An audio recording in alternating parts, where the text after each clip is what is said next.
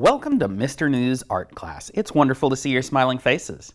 In our last lesson, we talked about using the color wheel to look for warm colors and cool colors so that we could create contrast in our hot air balloon drawings. Today, we'll be taking another look at that color wheel, and we'll be talking about taking that warm and cool contrast to the most extreme. We're talking today about complementary colors. So here's the color wheel that we looked at last week. Notice again that all the colors of the rainbow are arranged into a circle like slices of a pie. They're still in rainbow order: red, orange, yellow, green, blue, violet. But instead of being in parallel stripes, they wrap around each other and make a circle or a wheel. And instead of just starting at red and ending at purple, notice that in the color wheel it keeps going. The red and the purple end up being next to each other. There are a lot of ways that artists use the color wheel to help us choose colors in our drawings and paintings. For example, if we want colors that are harmonious and work nicely together, we could look for what we call analogous colors. Those are next door neighbors on the color wheel. We'll talk more about analogous color schemes in next week's lesson, but what I want you to see about those right now is that there's not a lot of contrast there, is there? For example, if we look at red and orange, right next to each other on the color wheel, next door neighbors, are they gonna pop out if you put them next to each other? Or are they gonna kind of hide each other when they're next to each other? That's right, they're more camouflagey and less contrasty because they're next door neighbors. If I fill this screen with orange and then plop a picture of a red apple on it, that red apple is camouflaged. It's a little bit hard to see. Okay, what if I take that orange background and I make it green? Now that red apple pops out. It is a lot easier to see, right? That's because red and green are a complementary color pair. If we look at the color wheel, red and green are across from each other. They're not next door neighbors, they're across the street neighbors. We have talked over the last couple of lessons about things like light next to dark and how opposites next to each other create contrast, like black next to white. Those are opposites. Well, red and green are opposites, but they're not opposites in lightness or darkness. I could make a light red and a light green. I could make a dark red and a dark green. But here's the cool thing. With red and green, since they are opposite colors on the color wheel, even if they are both light, they still contrast each other. Or even if they are both dark, they still contrast each other. When we talk about using black next to white or dark next to light to create contrast, we're talking about value contrast.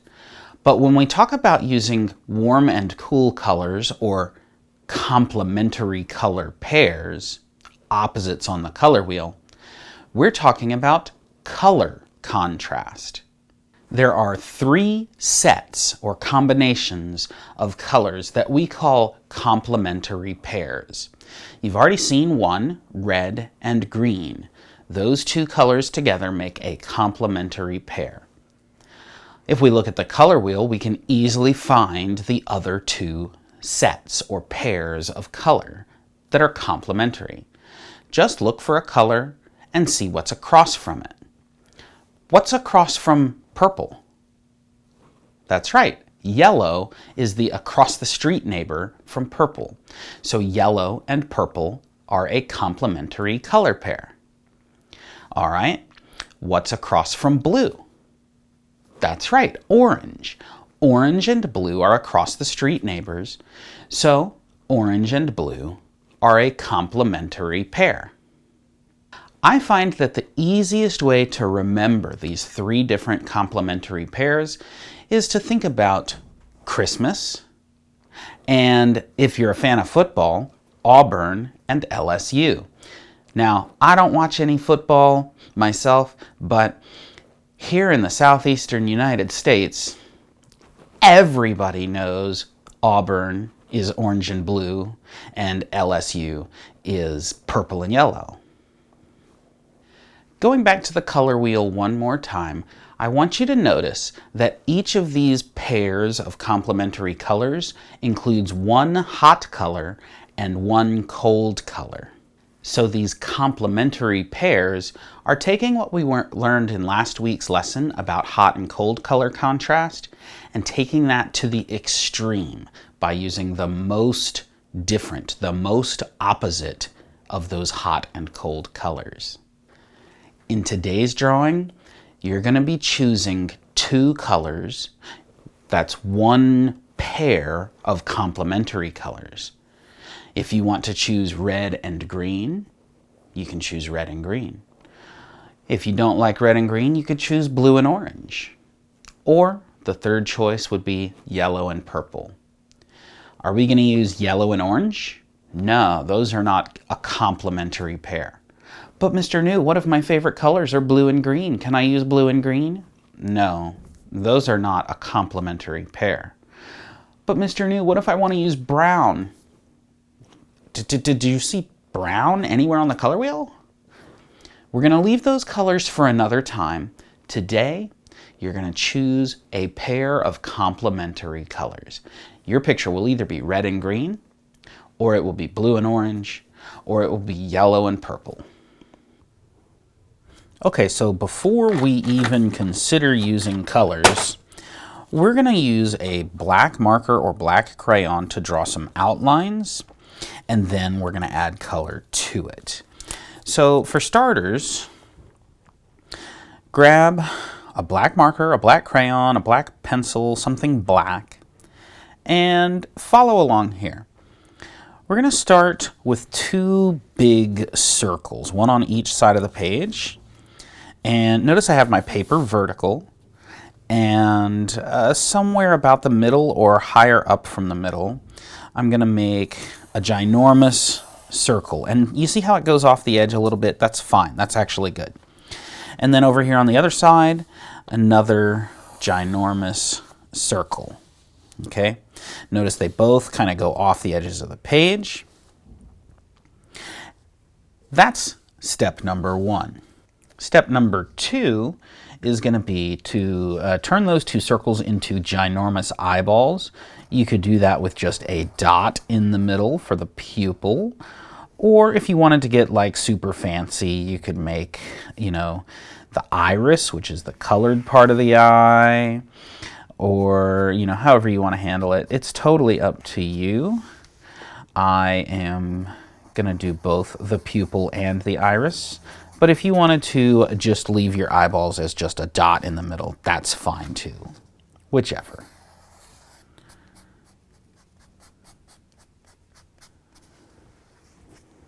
And that is step number two. So we have made some monster huge eyeballs. The next step, step number three, is to connect between the two eyeballs with some kind of a line. It could be a straight line, it could be a curved line, it could be a zigzag line, it could be a wavy line. Whichever kind of line you use, this is going to be the top of a monster's head. We're drawing a ginormous monster here. So if you do like a zigzag, that would kind of look like fur or hair on top of the monster's head. If you did a straight line, it would look kind of like just a flat top to his head. If you did a curved line, then it would look like his head is kind of round. You decide what kind of line to use for your monster. I'm going to go with a sort of curvy zigzag. That is step number three. Step number four, down below the eyes, we want to draw a line that goes all the way across. And now this is going to be the mouth, so you could make it curve for a smile, you can make it curve for a frown, you can make it kind of diagonal to look like it's kind of a meh kind of a face. It's totally up to you. We're not drawing an open mouth though, so don't try to draw like a big open smile. Just a line. I'm going to do a smile. And notice how it goes all the way from the left side of the page to the right side of the page, all the way from edge to edge. That is step number 4. Step number 5 is to make teeth under that line. So we're going to have triangles or squares that come down from that line. You can do square teeth if you want, or triangle teeth, either one. It's up to you. But they should go all the way across from side to side. And one of my triangles kind of goes off the edge there. That's fine. Those teeth were step number 5, and step number 6 is optional. If you want things coming up off the top of your monster's head, that would be step number 6. So like if I wanted to draw hairs or horns or things like that, that would be step number 6. So I think what I'm gonna do is draw some horns. Again, this is optional. You don't have to do this if you don't want. But I'm going to draw some little horns coming off the top of his head. And that is step number 6. If you are finished with your monster, finished with your drawing, we are done with the black marker or black crayon or black lines, black outlines. We're done with that. So you can put your black away and get ready for color. For step number 7, we're going to choose complementary colors. Now I have here some complementary colors in a tub. These are paints. Now you might have paints available to you, you might not have paints available to you. If you have paints, just make sure you're using complementary colors. If you have crayons, just make sure you're using complementary colors. Maybe you want to choose a purple and a yellow. Or maybe you don't want to use crayons. Maybe you have something else like colored pencils. Again, just make sure you're choosing complementary colors like red and green. Or, you could use markers, you could use pastels, you could use anything. I'm going to be using paints. Now here I have already divided out color cups that have complementary colors in them. But I need to pick just one of these cups. I don't want to use all of these different colors. I'm going to pick one set of complementary colors. I think for this monster, I want to do purple and yellow. So what I want to do is decide which one of those two colors is going to be my monster and which one of those two colors is going to be the background above, the sky above my monster, or the wall behind him, or whatever's up above. And so I could do it either way. I could do yellow up above and purple monster, or I could swap that and do yellow monster and purple up above. Either way is fine. Or maybe what if I have chosen a red and green? I could put red up above and a green monster, or I could put green up above and a red monster.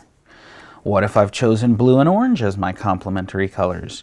I could put orange up above and a blue monster, or flip that, put blue up above and an orange monster. Whichever color combination you're using, stick with just those two colors, and one of those colors goes up above, and one of those colors fills your monster. Are we going to fill in the eyeballs? Maybe the iris if you did the colored part of the eye, but not the white part of the eye.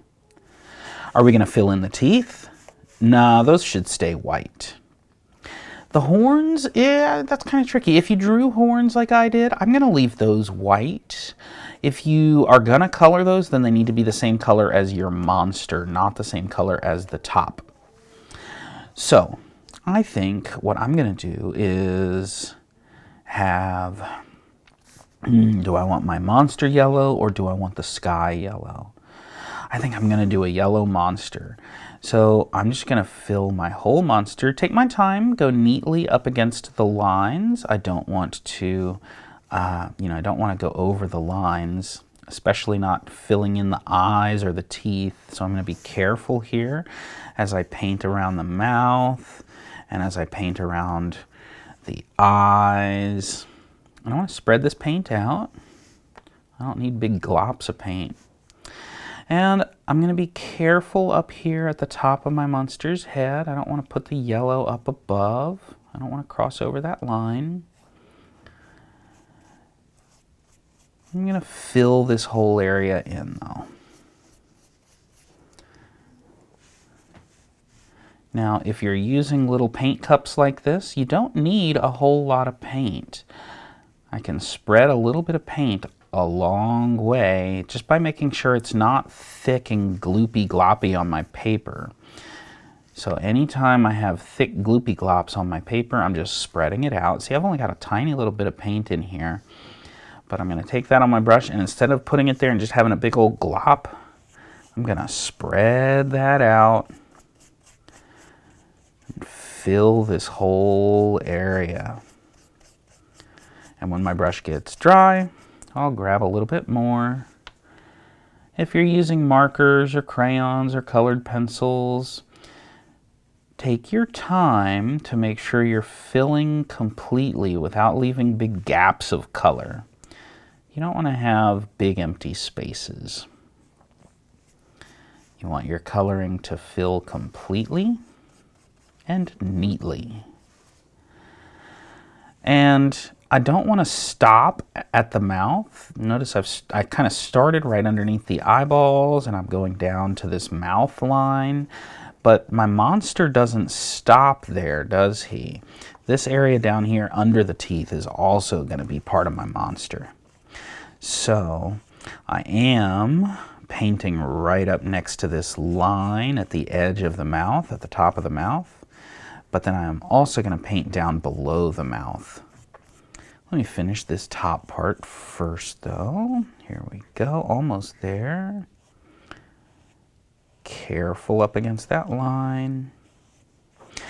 And then moving on down under the teeth. Take my time to go in those zigs and zags of the teeth. I don't want yellow teeth on my monster, or if you're using like red and green, you don't want green teeth or red teeth. You want those nice white, bold, bright teeth.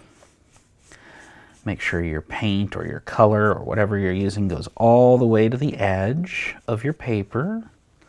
Don't leave any spaces blank, except for, the teeth and the eyeballs. Those are supposed to be blank, right?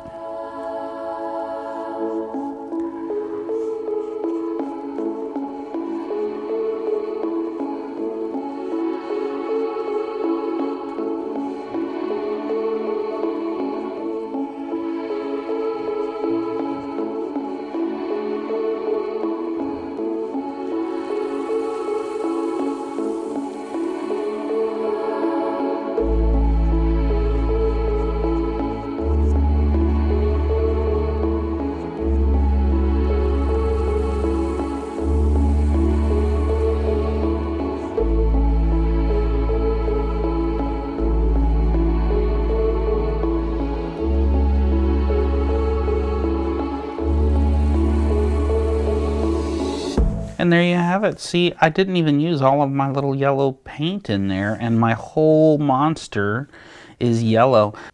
Now, if you have drawn the iris or the colored part of the eyes, you should color that the same color as your monster. So my iris should be yellow like my monster is yellow. If you haven't drawn the iris, if you just drew a pupil, just a dot in the middle of the eyeball, then you don't need to worry about this step. This can kind of be skipped. But since I have a yellow monster, I'm making the iris on this eyeball, the colored part of the eye, is going to be yellow just like the monster. And the same on this side. The rest of the eyeball should be left white. The white part of the eyeball should be left white. And the teeth should be left white. And I am going to choose to leave the horns white. If you have drawn horns, you can decide whether to color those the same color as your monster or leave them white. Now that I am done with painting my yellow monster, I'm ready to clean my brush and move on to paint the background purple. Now, if you're using tempera paints like I am, you need a clean, dry brush. So make sure you not only wash the color out, but also wipe it dry.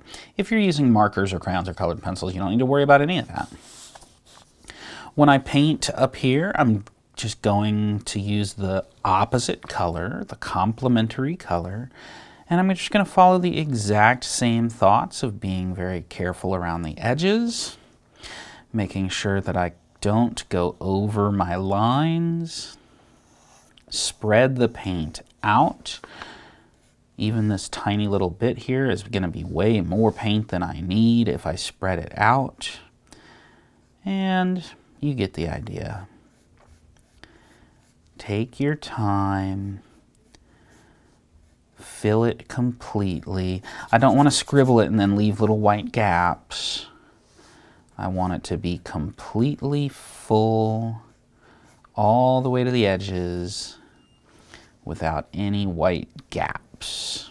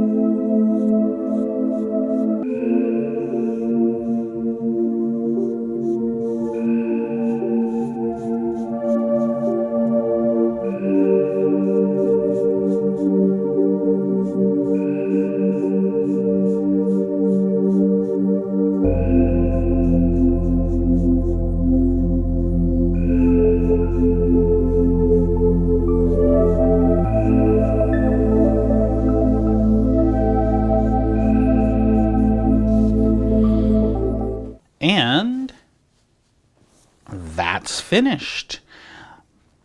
Notice how because I used these complementary colors, this monster really pops out.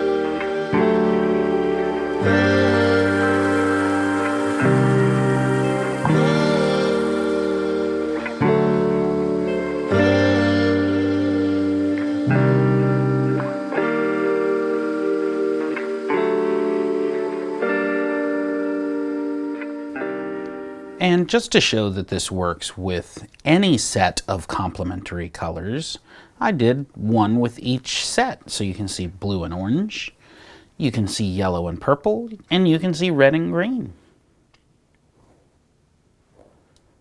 Aren't they fun? In today's lesson, we used complementary color pairs to create these fun, whimsical monster drawings. I hope you enjoyed how silly these turned out. But despite how silly they were, we learned a valuable lesson about complementary color pairs and about how to use a color wheel. So far, this whole series about contrast has talked about using high contrast to make your pictures really pop out. But over the course of the next couple of lessons, as we end this series about contrast, we're going to be talking about the opposite of contrast, or low contrast. We're going to be talking about camouflage, or making your pictures not necessarily be as easy to see. As I hinted at earlier, our next lesson is going to talk about analogous colors, which are next door neighbors on the color wheel. I can't wait to see you then.